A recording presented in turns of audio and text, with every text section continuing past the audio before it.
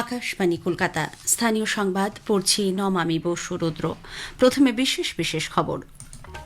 ভারত বাংলাদেশ সীমান্তের অরক্ষিত অংশে কাঁটাতার দেওয়া এবং সীমান্ত চৌকি বসানোর জন্য পশ্চিমবঙ্গ সরকার ১৪২.৭৯ একর জমি বিএসএফকে হস্তান্তর করেছে। পুলিশের হাতে ধৃত উত্তর চব্বিশ পরগনার বাদুড়িয়া পুরসভার চেয়ারম্যান তৃণমূল কংগ্রেস নেতা দীপঙ্কর ভট্টাচার্যের পাট খেতে মাটির নিচে লুকিয়ে রাখা টাকার পরিমাণ ২,২৪,৭০,০০০-এর বেশি বলে পুলিশ জানিয়েছে। মুখ্যমন্ত্রী শুভেন্দু অধিকারী আজ নদিয়ার মায়াপুর যাচ্ছেন। অন্নপূর্ণা যোজনার সুবিধাযোগ্য প্রাপকদের কাছে পৌঁছে দেওয়ার জন্য ৯০ দিনের একটি বিশেষ অভিযান শুরু করেছে রাজ্য সরকার। যথাযোগ্য ধর্মীয় মর্যাদায় আজ ত্যাগের উৎসব ঈদ উল আজহা পালিত হচ্ছে। ২১শে জুন আন্তর্জাতিক যোগ দিবস। এবছরে দেশের মূল অনুষ্ঠানটি হবে কলকাতায়। কলকাতা ও তার আশেপাশে এলাকায় গত সন্ধ্যার পর হালকা ঝড় বৃষ্টিতে অস্বস্তিকর আবহাওয়া থেকে কিছুটা স্বস্তি মিলেছে। আসছে বিস্তারিত খবরে। ভারত বাংলাদেশ সীমান্তের অরক্ষিত অংশে কাঁটাতার দেওয়া এবং সীমান্ত চৌকি বসানোর জন্য পশ্চিমবঙ্গ সরকার ১৪২.৭৯ একর জমি সীমান্তরক্ষী বাহিনী বিএসএফকে হস্তান্তর করেছে। এর মধ্যে সবচেয়ে বেশি জমি দেওয়া হয়েছে মুর্শিদাবাদে ৩৮ একরের বেশি। এরপরই রয়েছে জলপাইগুড়ি, সেখানে জমি হস্তান্তর করার পরিমাণ হয়েছে ৩৫.১৬ একর। গত ১১ই মে রাজ্যে নতুন বিজেপি সরকারের মন্ত্রিসভার প্রথম বৈঠকে ৪৫ দিনের মধ্যে ৬০০ একর জমি বিএসএফ এর হাতে তুলে দেওয়ার সিদ্ধান্ত নেওয়া হয়েছিল। সামাজিক মাধ্যমের এক বার্তায় মুখ্যমন্ত্রী শুভেন্দু অধিকারী জানিয়েছেন, সীমান্ত নিরাপত্তা আরও জোরদার করার লক্ষ্যে সরকার আরও নিবিড় পদক্ষেপ গ্রহণের উদ্যোগ নিয়েছে। তিনি রাজ্যের ৯টি জেলায় কত পরিমাণ জমি বিএসএফকে দেওয়া হয়েছে তার জেলাভিত্তিক বিস্তারিত তালিকাও সমাজ মাধ্যমে ভাগ করে নেন। প্রথম দফায় গত ২০শে মে ৫ জেলায় ৪৩ একর জমি অধিগ্রহণ করা হয়েছে এবং প্রায় ৩২ একর জমির অনুমোদনপত্র বিএসএফ এর হাতে তুলে দেওয়া হয়। উল্লেখ্য, পশ্চিমবঙ্গে ভারত বাংলাদেশ সীমান্তের দৈর্ঘ্য দেশের মধ্যে সর্বাধিক ২,২১৭ কিলোমিটার। এর মধ্যে প্রায় ১৬০০ কিলোমিটার সীমান্ত কাঁটাতার দিয়ে ঘেরা হলেও ৬০০ কিলোমিটার সীমান্ত এতদিন অরক্ষিত ছিল। অন্নপূর্ণা যোজনায় নাম নথিভুক্ত করতে এবার ৯০ দিনের বিশেষ অভিযান শুরু করছে রাজ্য সরকার। নবান্নে গতকাল আনুষ্ঠানিকভাবে অন্নপূর্ণা যোজনার ফর্ম প্রকাশ করে মুখ্যমন্ত্রী শুভেন্দু অধিকারী জানান, দলের সংকল্পপত্র অনুযায়ী লক্ষ্মীর ভাণ্ডারের বদলে অন্নপূর্ণা যোজনার সুবিধা পেতে সকলকেই নতুনভাবে ফর্ম ফিল আপ করে নাম নথিভুক্ত করতে হবে। অনলাইন ও অফলাইন দুভাবেই আবেদন করতে পারবেন যোগ্য উপভোক্তারা। মুখ্যমন্ত্রী অভিযোগ করেন, লক্ষ্মীর ভাণ্ডারের তালিকায় বিপুল সংখ্যক অযোগ্য ও বিদেশি নাগরিকের নাম ঢুকে পড়েছে। ভোটার তালিকা থেকে নাম বাদ গিয়েছে বা ভারতীয় পরিচয় স্পষ্ট নয় এমন বহু মানুষ এই প্রকল্পের সুবিধা পেয়ে আসছেন। সে কারণেই নতুন করে যাচাই সেরে প্রকৃত ভারতীয় যোগ্য মহিলাদের হাতে সরাসরি সরকারি সাহায্য স্বরূপ প্রতি মাসে ৩,০০০ টাকা পৌঁছে দিতে চাইছে সরকার। উপযুক্ত এবং যারা অর্থ পেয়ে আর্থিক নিরাপত্তা পান, কেবলমাত্র তাদের জন্যই এই স্কিম। তাই আমরা একটি ফর্ম লঞ্চ করছি। ফর্মে আমরা একটু ডিটেলসে চেয়েছি, কারণ আমাদের সরকার অন্নপূর্ণা যোজনায় ৩,০০০ টাকাও দিতে চান এবং ফ্যামিলি ডাটাটাও সংগ্রহ করতে চান, কারণ আরো নানাবিধ কর্মসূচিতে আমরা এই পরিবারগুলিকে সহযোগিতা করতে চাই কেন্দ্রীয় এবং রাজ্যের বিভিন্ন স্কিমে এবং তাদেরকে সক্ষম করতে চাই। রাজ্যবাসীর কাছে আরও ভালো স্বাস্থ্য পরিষেবা পৌঁছে দিতে সরকার কেন্দ্রের আয়ুষ্মান ভারত প্রকল্পের সঙ্গে যুক্ত হতে চলেছে। আগামী ৮ই জুন কেন্দ্রীয় সরকারের সঙ্গে এই নিয়ে রাজ্যের একটি মৌ চুক্তি স্বাক্ষরিত হবে বলে মুখ্যমন্ত্রী শুভেন্দু অধিকারী জানিয়েছেন। এই প্রকল্পে ইতিমধ্যেই নাম সংযুক্তিকরণের কাজ শুরু হয়েছে। যতদিন এই প্রকল্পে নাম যুক্ত হচ্ছে ততদিন স্বাস্থ্যসাথী প্রকল্পের সুবিধাভোগীরা সুবিধা পাবেন। উল্লেখ্য, এই প্রকল্পে দেশের যে কোনো জায়গায় তালিকাভুক্ত সরকারি ও বেসরকারি হাসপাতালে বছরে বিনামূল্যে ৫ লক্ষ টাকার চিকিৎসার সুযোগ পাওয়া যাবে। আদিবাসী উন্নয়ন মন্ত্রকের সচিব রঞ্জনা চোপড়া গতকাল পশ্চিমবঙ্গে মন্ত্রকের বিভিন্ন কল্যাণমূলক প্রকল্পের অগ্রগতি পর্যালোচনা করেছেন। এক বৈঠকে কেন্দ্রীয় প্রকল্পের সুবিধা উপভোক্তাদের কাছে পৌঁছে দেওয়া, বাজেট বরাদ্দের উপযুক্ত ব্যবহার, বকেয়া কাজের গতিবৃদ্ধির ওপর বিশেষ নজর দেওয়া হয়। রাজ্যে প্রধানমন্ত্রী জনজাতি আদিবাসী ন্যায় মহা অভিযান পিএম জনমন এবং ধরতি আবা জনজাতীয় গ্রাম উৎকর্ষ অভিযান নিয়েও আলোচনা হয়েছে। এদিকে আদিবাসী পড়ুয়াদের জন্য একলব্য মডেল স্কুল স্থাপনের ব্যাপারে মন্ত্রকের অধীন জাতীয় শিক্ষা সমিতি পশ্চিমবঙ্গ সরকারের সঙ্গে একটি চুক্তি স্বাক্ষর করেছে।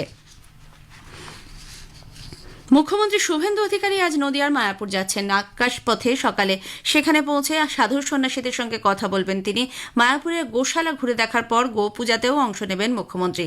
এই সফরকে কেন্দ্র করে নিরাপত্তা ব্যবস্থা জোরদার করা হয়েছে। এরপর তিনি ফিরে আসবেন কলকাতায়। পুলিশের হাতে ধৃত উত্তর চব্বিশ পরগনার বাদুড়িয়া পুরসভার চেয়ারম্যান তৃণমূল কংগ্রেস নেতা দীপঙ্কর ভট্টাচার্যের পাট খেতে মাটির নিচে লুকিয়ে থাকা টাকার পরিমাণ 2,24,07,000-এর বেশি। গতকাল পুলিশ ওই ক্ষেত থেকে 4টি ব্যাগ ও একটি বস্তা উদ্ধার করে। দীপঙ্করকে সঙ্গে নিয়েই এই অভিযান চালানো হয়। গভীর রাত পর্যন্ত কেন্দ্রীয় বাহিনীর উপস্থিতিতে চলে টাকা গোনার কাজ। ধৃত চেয়ারম্যান এই মুহূর্তে পুলিশ হেফাজতে রয়েছেন। এদিকে দক্ষিণ চব্বিশ পরগনার বিষ্ণুপুরের বিপুল সম্পত্তির অধিকারী তৃণমূল কংগ্রেস বিধায়ক দিলীপ মণ্ডলকে গত রাতে বিষ্ণুপুর থানায় নিয়ে যাওয়া হয়। দীর্ঘদিন পলাতক থাকার পর গতকাল পুরী থেকে তাকে গ্রেপ্তার করে পুলিশ। আজ দিলীপকে আলিপুর আদালতে পেশ করা হবে। উত্তর চব্বিশ পরগনার বারাসাতে গত মধ্যরাতে দুষ্কৃতীদের দুই দলের সংঘর্ষকে ঘিরে এলাকা রণক্ষেত্রের রূপ নেয়।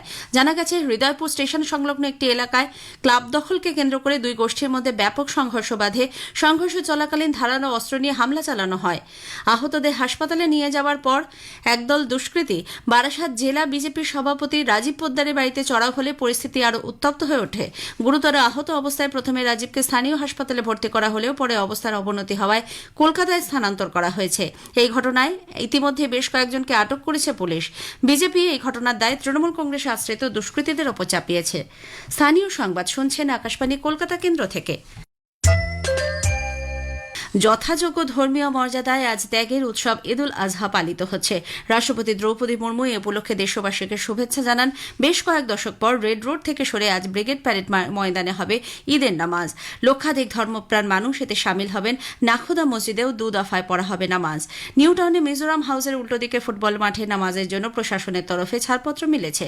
একটি প্রতিবেদন। সারা দেশের সঙ্গে এ রাজ্যেও উদযাপিত হচ্ছে ত্যাগের উৎসব ঈদ উল আজহা।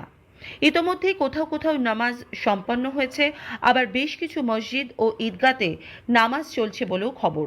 ধর্মীয় বিশ্বাস অনুযায়ী হজরত ইব্রাহিম ঈশ্বরের আদেশ পালনের উদ্দেশ্যে নিজের প্রিয় পুত্রকে কোরবানি দিতে প্রস্তুত হয়েছিলেন। তাঁর সেই আত্মত্যাগ ও আনুগত্যের স্মরণেই পালিত হয় ঈদ উল আজহা। তবে ঈদ উল আজহার প্রকৃত তাৎপর্য কেবল পশু কোরবানির মধ্যে সীমাবদ্ধ নয়, বরং এর মূল শিক্ষা হল মনের ভেতরের পশুবৃত্তি, অহংকার ও স্বার্থপরতাকে বিসর্জন দেওয়া। এবারই একটি পুরনো আইন কঠোরভাবে মানার নির্দেশ দিয়েছে রাজ্য সরকার। প্রশাসন ও ধর্মীয় নেতারাও সকলকে শান্তি ও শৃঙ্খলা বজায় রেখে উৎসব পালনের আহ্বান জানিয়েছেন। সব মিলিয়ে ঈদ উল আজহার এই পবিত্র দিন সম্প্রীতি ও সহমর্মিতার বার্তা বয়ে আনবে বলেই সকলের আশা। কাশফিন নাহার, আকাশবাণী সংবাদ, কলকাতা। নমামি গঙ্গে প্রকল্পের আওতায় দেশের 24টি বড় শহরের জন্য নগর নদী ব্যবস্থাপনায় কলকাতা ও বহরমপুরকে যুক্ত করা হচ্ছে। এর ফলে কলকাতা ও মুর্শিদাবাদে বহরমপুরের পাশ দিয়ে বয়ে যাওয়া গঙ্গা নদীকে আবর্জনা মুক্ত করা হবে। একই সঙ্গে তীরবর্তী এলাকায় সার্বিক বিকাশ সম্ভব হবে বলেও জানানো হয়েছে। 21শে জুন আন্তর্জাতিক যোগ দিবসে এবছর দেশের মূল অনুষ্ঠানটি হবে কলকাতায়। মধ্যপ্রদেশের খাজুরাহে আয়োজিত যোগ মহোৎসবের এক বিশেষ অনুষ্ঠানে গতকাল স্বাস্থ্য ও পরিবার কল্যাণ এবং আয়ুষ মন্ত্রকের প্রতিমন্ত্রী প্রতাপ রাও যাদব এই ঘোষণা করেন। 21 जून को अंतर्राष्ट्रीय योग दिवस का आयोजन पश्चिम बंगाल के कोलकाता शहर में किया जाएगा, जो हमारी समृद्ध विरासत और आध्यात्मिक चेतना का अनुपम संगम प्रस्तुत करता है। मुझे आप सभी के साथ यह साझा करते हुए खुशी हो रही है कि इस वर्ष IDY की theme yoga for healthy ageing. বিশিষ্ট চলচ্চিত্র পরিচালক অনিক দত্তের আজ শেষকৃত্য হতে পারে। তার মেয়ে বিদেশ থেকে এসে পৌঁছলে শেষকৃত্যের বিষয়ে সিদ্ধান্ত নেওয়া হবে। গত সন্ধ্যায় SSKM হাসপাতালে পরিচালকের ময়নাতদন্ত সম্পন্ন হয়। মুখ্যমন্ত্রী শুভেন্দু অধিকারী সেখানে পুষ্পার্ঘ্য নিবেদন করে অনিক দত্তের প্রতি শ্রদ্ধা জ্ঞাপন করেন। রাতে পিস ওয়ার্ল্ডে রাখা হয় তাঁর দেহ। কলকাতা ও আশেপাশে এলাকায় গত সন্ধ্যার পর হালকা ঝড় বৃষ্টিতে অস্বস্তিকর আবহাওয়া থেকে কিছুটা স্বস্তি মিলেছে।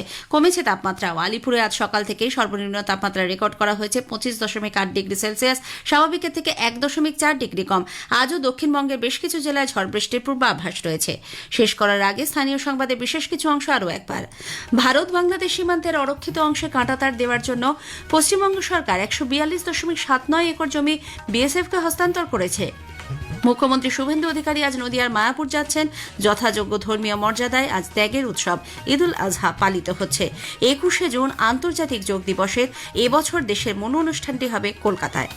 স্থানীয় সংবাদ শেষ হলো। আকাশবাণী খবর পড়ছি অনিন্দিতা ভট্টাচার্য। প্রথমে বিশেষ খবর। প্রধানমন্ত্রী নরেন্দ্র মোদী স্বচ্ছ ভারত মিশন 2.0 বাস্তবায়নের উপর জোর দিয়েছেন। তিনি বলেছেন, এই উদ্যোগকে বিভিন্ন অংশগ্রহণকারীদের মধ্যে সমন্বয়ের মাধ্যমে কার্যকরী করে তুলতে হবে। রাষ্ট্রপতি দ্রৌপদী মুর্মু আজ গ্যাংটকের পালজোর স্টেডিয়ামে সিকিম পুলিশের হাতে প্রেসিডেন্ট পুলিশ কালার্স সম্মান তুলে দেবেন। রাজ্যের সীমান্ত থেকে 15 কিলোমিটার অভ্যন্তর পর্যন্ত তৈরি হওয়া অবৈধ নির্মাণ ভেঙে ফেলার নির্দেশ দিয়েছেন কেন্দ্রীয় স্বরাষ্ট্রমন্ত্রী অমিত শাহ। ঈদ উজ জোহা উপলক্ষে সকলকে শুভেচ্ছা জানিয়েছেন রাষ্ট্রপতি দ্রৌপদী মুর্মু। কেন্দ্রীয় কৃষি কল্যাণ মন্ত্রী শিবরাজ সিং চৌহান আজ নতুন দিল্লিতে জাতীয় কৃষি সম্মেলনের উদ্বোধন করবেন। আইপিএল ক্রিকেটে এলিমিনেটর ম্যাচে গতকাল রাতে রাজস্থান রয়্যালস 47 রানে সানরাইজার্স হায়দ্রাবাদকে পরাজিত করেছে। আসছি বিস্তারিত খবরে। প্রধানমন্ত্রী নরেন্দ্র মোদী স্বচ্ছ ভারত মিশন 2.0 বাস্তবায়নের উপর জোর দিয়েছেন। গতকাল নতুন দিল্লিতে 51তম প্রগতি বৈঠকে তিনি বলেছেন, এই উদ্যোগকে শুধু পরিকাঠামো নির্মাণের মধ্যে সীমাবদ্ধ না রেখে নিয়মিত পর্যবেক্ষণ, নাগরিক অংশগ্রহণ এবং বিভিন্ন অংশগ্রহণকারীদের মধ্যে সমন্বয়ের মাধ্যমে কার্যকরী করে তুলতে হবে। বৈঠকে তিনি রাজ্যগুলিকে বর্জ্য ব্যবস্থাপনা সম্পর্কিত পরিকাঠামোর কাজ দ্রুত শেষ করতে বলেছেন। এদিনের বৈঠকে 9টি রাজ্যের রেল, বিদ্যুৎ এবং সড়ক উন্নয়নের প্রায় 30,000 কোটি টাকার যে সমস্ত প্রকল্প চলছে সেরকম 7টি প্রকল্পের পর্যালোচনা করেছেন তিনি।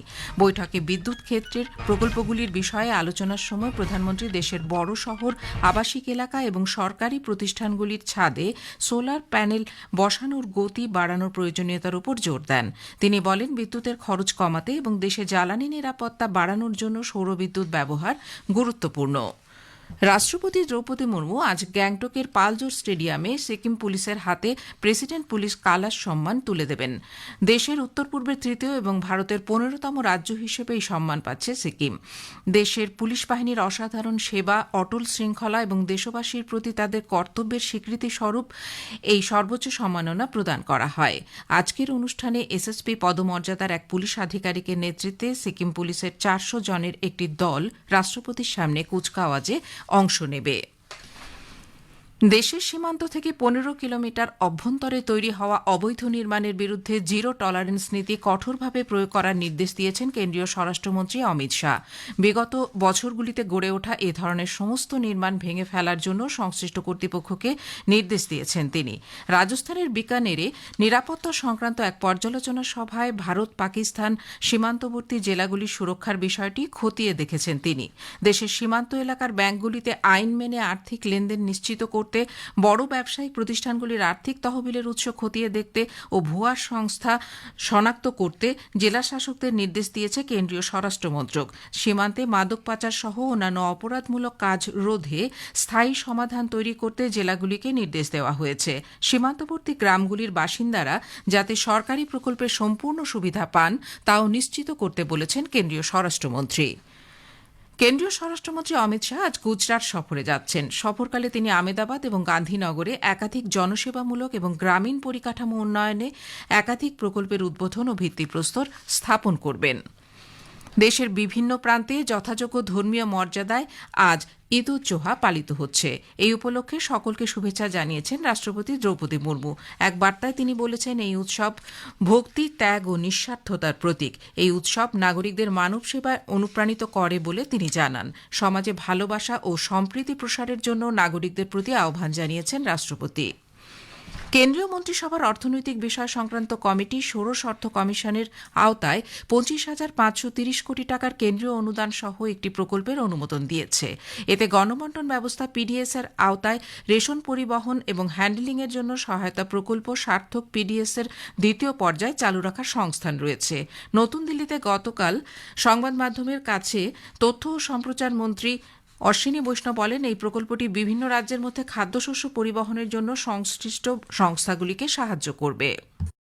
सार्थक पीडीएस स्कीम करीब 25,000 करोड़ का ये प्रोग्राम है। इस प्रोग्राम में 3 बड़े सुधार अप्रूव हुए हैं। सबसे पहला, जो राज्य सरकारों के एजेंसीज राज्य में एक जो एफसीआई का बड़ा गोडाउन होता है, वहां से डिफरेंट डिस्ट्रिक्ट्स में, डिविजन्स में फेयर प्राइस शॉप तक पहुंचाने का जो कॉस्ट होती है, वो कॉस्ट बियर करने में दिक्कत आ रही थी राज्य सरकारों की। भारत सरकार ने फैसला लिया है कि उस कॉस्ट को सपोर्ट करेंगे इस प्रोग्राम के तहत।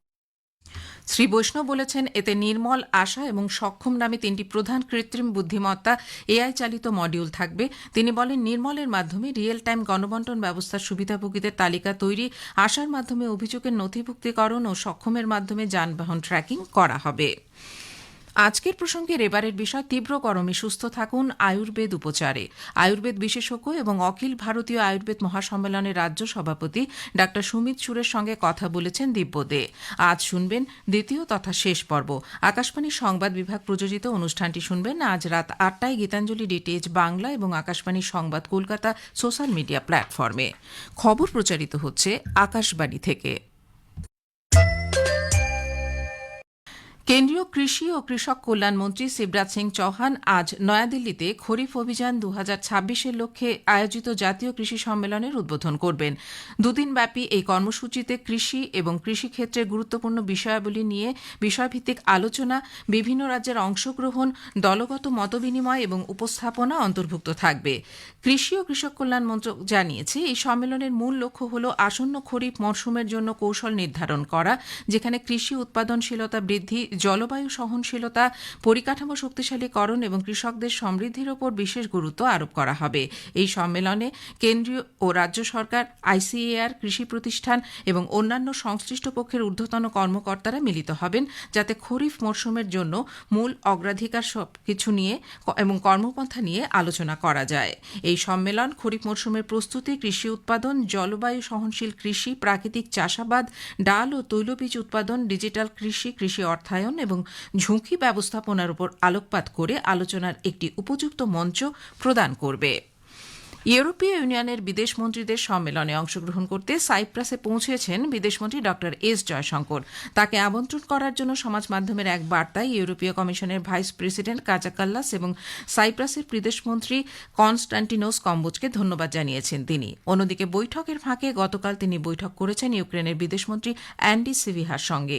ইউক্রেন রাশিয়া সংঘাত বন্ধ এবং স্থায়ী শান্তি স্থাপনের বিষয়ে তাদের মধ্যে কথা হয়েছে। বিহারে ভোটার তালিকায় বিশেষ নিবিড় সংশোধন এসআইআর নিয়ে নির্বাচন কমিশনের সিদ্ধান্তকে সুপ্রিম কোর্ট বহাল রেখেছে। ভারতের প্রধান বিচারপতি সূর্যকান্ত ও বিচারপতি জয়মাল্য বাগচির ডিভিশন বেঞ্চ গতকাল তাদের রায়ে বলেছে, ভোটার তালিকায় সাধারণ সংশোধনের থেকে এর প্রক্রিয়া পৃথক হওয়ার জন্য এটিকে বেআইনি বলা যাবে না। সুপ্রিম কোর্ট এসআইআরকে সম্পূর্ণভাবে আইনসম্মত এবং সাংবিধানিক বলে অভিহিত করেছে। সিবিএসই হায়দ্রাবাদ ভিত্তিক একটি শিক্ষামূলক প্রযুক্তি সংস্থা কোয়েম এডুটেককে পরীক্ষার উত্তরপত্র মূল্যায়নের চুক্তি দেওয়ার বিষয়ে উত্থাপিত অভিযোগ প্রত্যাখ্যান করেছে।